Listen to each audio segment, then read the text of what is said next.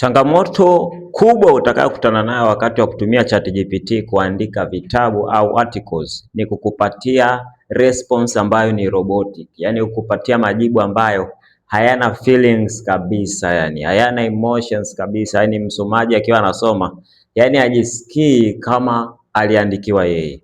Kwa hiyo hili tatizo unalitatuaje? Unalitatua kwa njia mbili. Njia ya kwanza ni kutumia prompt nzuri kwenye ChatGPT au AI tool nyingineyo. Lazima uipatie prompt nzuri ambayo itasaidia kuelewa uhitaji wako.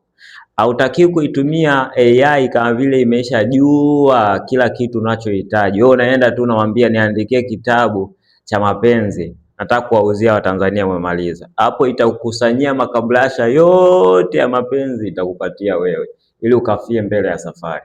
Lakini kitu cha pili unatakiwa personalize ile response ambayo ChatGPT inakupatia. Hakikisha na wewe unaingiza experience yako kwenye hicho kitabu au yale majibu ambayo ChatGPT inakupatia. Kisha unaingiza stories zako, personal experiences humo ndani, mazingira, wewe uliona nini kwenye mazingira yako, kwa sababu ChatGPT haijui ambacho kimetokea kwenye mtaa wako hapo.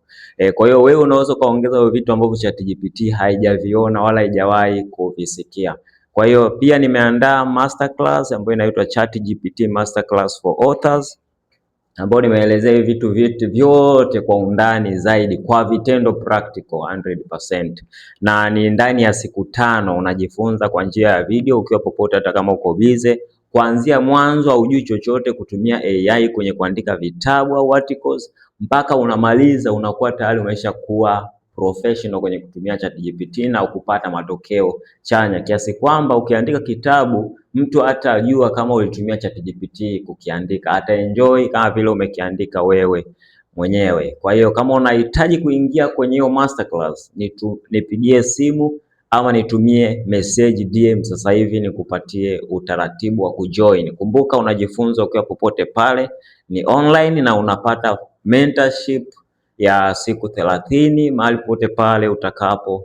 Naitwa Lacson Tungaraza.